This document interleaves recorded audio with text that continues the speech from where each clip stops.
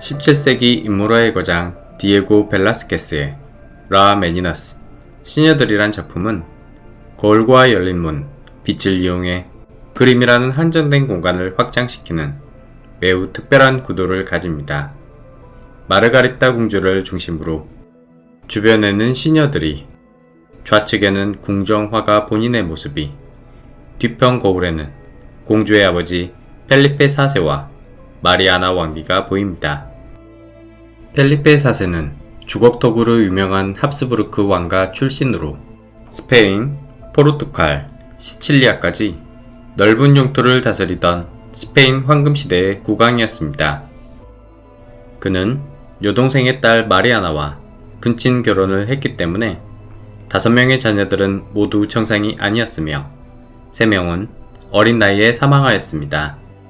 그림 속 주인공 마르가리타 공주는 15세가 되자 외숙부인 레오폴트와 결혼하지만 3명의 자녀는 낳자마자 죽었고 슬픔에 잠긴 그녀는 21살 젊은 나이에 요절하게 됩니다.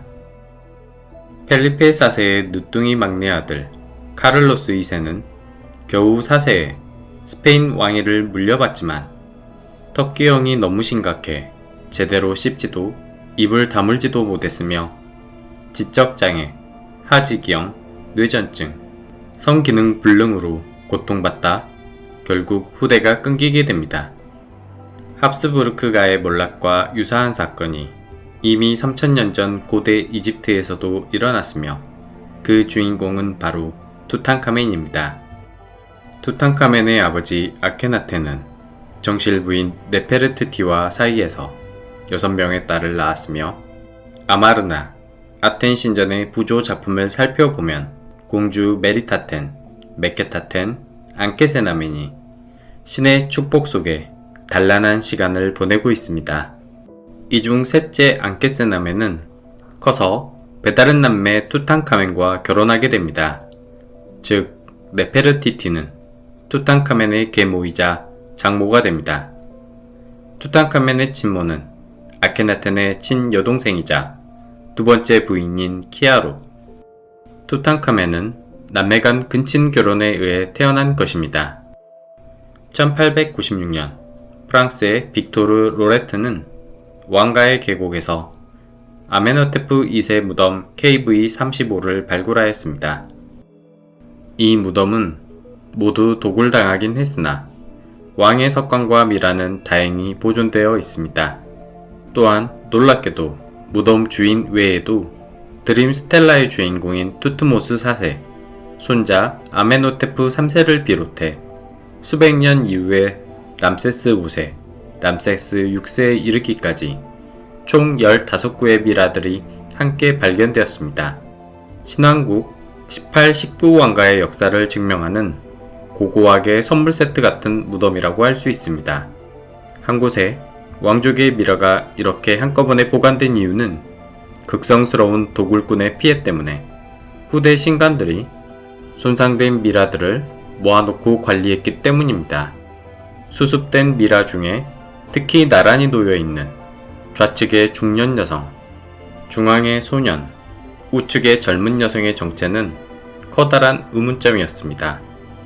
2010년이 되어서야 DNA 분석을 통해 그 정체를 정확하게 파악할 수 있게 되었는데, 먼저 중앙의 10살 소년은 원래 왕위 계승권을 가졌으나 일찍 사망했던 아케나텐의 친형 투트모세입니다. 좌측 풍성한 헤어가 인상적인 키 145cm, 40대 후반 중년 여성은 아케나텐과 키아의 어머니 티의 여왕입니다. 얼굴과 오른팔, 가슴이 흉측하게 손상된 젊은 여성의 미라는 네페르티티가 아닐까 추측했으나 투탕카멘의 친모 키아로 밝혀졌습니다.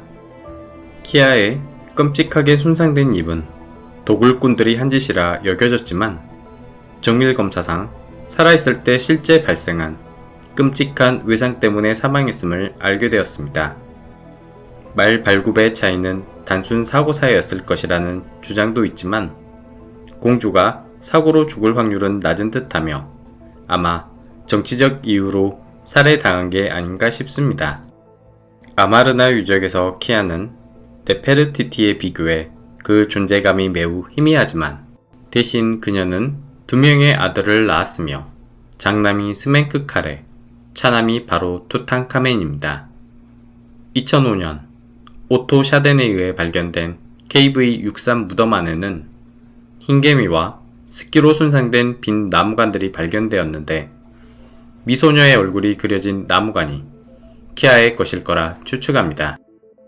아케나텐의 미라는 1907년 미국의 갑부 시오도 데이비스가 고용한 에드워드 에어튼에 의해 발견되었으며 위치는 투탕카멘의 무덤 바로 맞은편 KV55입니다. 무덤은 크기가 작고 초라하며 키아의 얼굴이 조각된 캐노픽 단지가 함께 발견된 것으로 보아 원래 키아의 무덤이었던 것 같습니다. 하지만 정치적 불안으로 아케나텐의 관이 파괴될 위험에 처하자 급하게 옮겨진 것으로 추측됩니다. 아름답게 치장된 관의 머리 부분은 의도적으로 완전히 벗겨져 있는 것을 볼 수 있습니다. 관 속의 미라는 DNA 검사를 통해 아케나텐임이 증명되었으며 40세쯤 사망한 것으로 나타났습니다.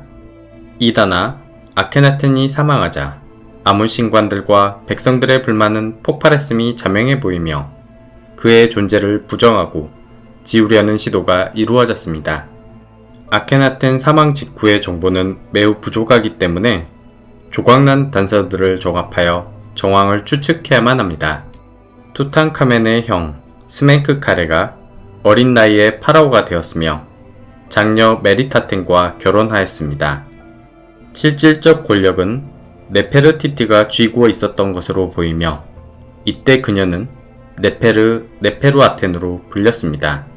이집트 학자 아이단 도슨의 의견에 따르면 투탕카멘의 미라를 감싼 3개의 금관 중에 2번째 금관은 얼굴이 이질적인데 이는 원래 스멘크카레를 모델로 만들어졌다가 투탕카멘에게 재활용한 것이라 주장합니다.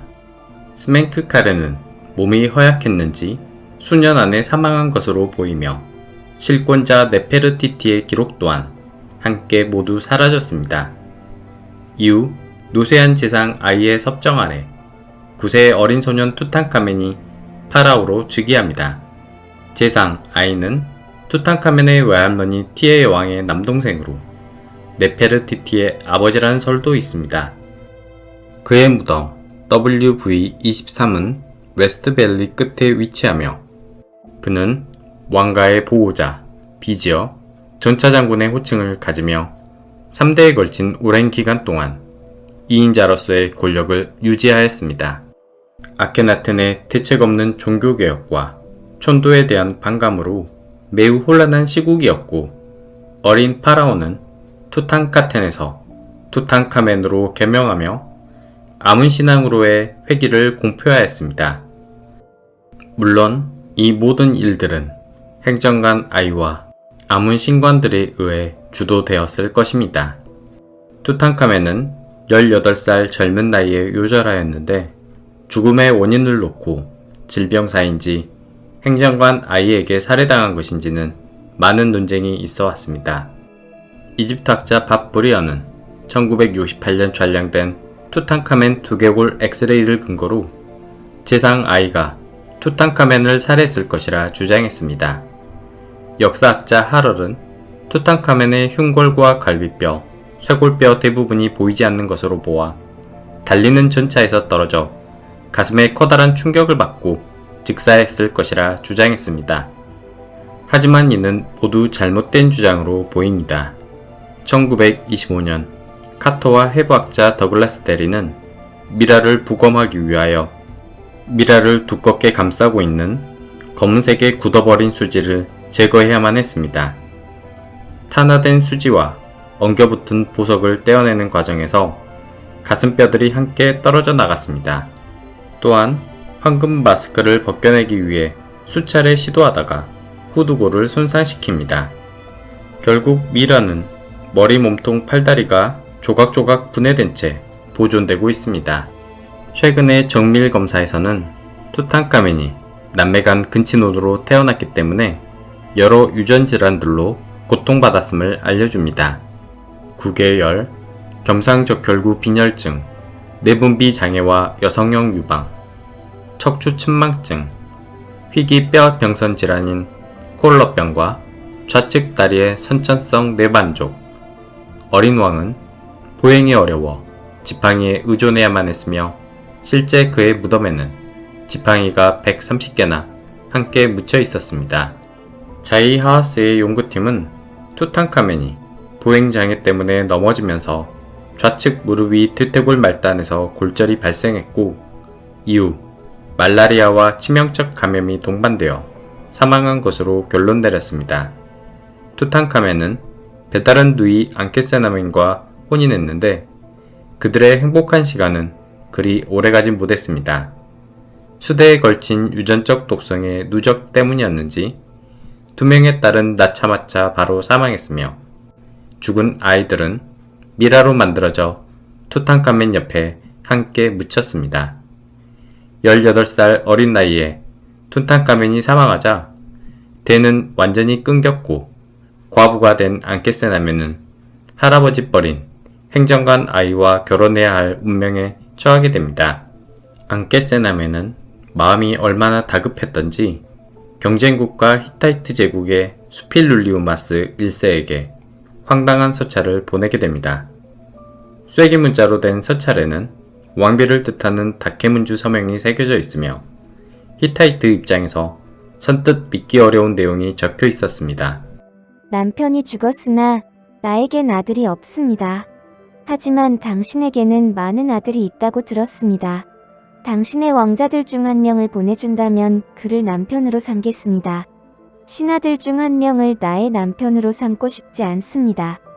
즉 앙케세나멘은 투탕카멘의 급사를 지병이 아닌 타살로 생각했던 것으로 보이며 아무도 믿지 못하는 고립무원 상황이었음을 추측할 수 있습니다. 히타이트는 2차례 재확인을 한 끝에 왕자 잔 난자를 이집트에 보내게 됩니다. 하지만 이를 눈치챈 이집트 대신들에 의해 잔 난자는 암살되었으며 결국 60세의 늙은 행정관 아이는 앙케세나멘과 혼인을 통해 파라오로 즉위하였습니다. 이 사건으로 히타이트와 이집트의 사이는 더욱 악화되었음은 분명합니다. 어린 앙케세나멘은 아이가 파라오가 되는 도구로만 이용되었던 것으로 보이며 이후 그녀의 기록과 무덤은 전혀 발견되지 않습니다. 당시 행정관 아이와 대척점에 있던 또 하나의 권력축, 총사령관 호레메브는 아이가 파라오로 오를 때 시리아 국경 지역에서 임무를 수행 중이었습니다. 호레메브는 평민으로 태어나 군부 총사령관을 거쳐 파라오가 된 입지적 인물로 호전적인 히타이트와 아시리아로부터 이집트를 지키는 명장이었습니다. 아이는 파라오가 된 지 4년 만에 사망했고 후계자를 락트민으로 점지했으나 호렘헤브는 군대를 이끌고 아이의 딸 무트네제멕과 혼인을 통해 새로운 파라오가 되었습니다. 이를 두고 고대의 군사 쿠데타로 평가하기도 합니다. 호렘헤브는 경쟁자였던 아이의 무덤과 미라를 파괴했으나 투탕카멘의 무덤은 보호한 것으로 생각되는데 아마 투탕카멘의 정통성을 계승한 것이 아이가 아니라 호렘헤브 자신임을 알리고자 했던 것 같습니다. 그는 혼란한 국내 정세를 안정화시키고자 종교 사원들을 재정비하고 기존 아문 신관들을 새로운 인물들로 교체했으며 카르나크 신전에 왕의 새로운 법령의 비문을 세웠습니다. 그는 투탕카멘보다 훨씬 거대한 무덤 KV-57을 만들었지만 부장품은 대부분 약탈당했고 석관과 미라 또한 손상되는 수모를 겪었습니다. 호르메부는 후처 사이에 아들이 있었음에도 불구하고 파격적으로 자신의 오른팔, 장군 파 람세스를 후계자로 지명하였고 그가 바로 람세스 1세로 새로운 19왕조 1대왕이 되어 새로운 역사가 쓰여지게 됩니다.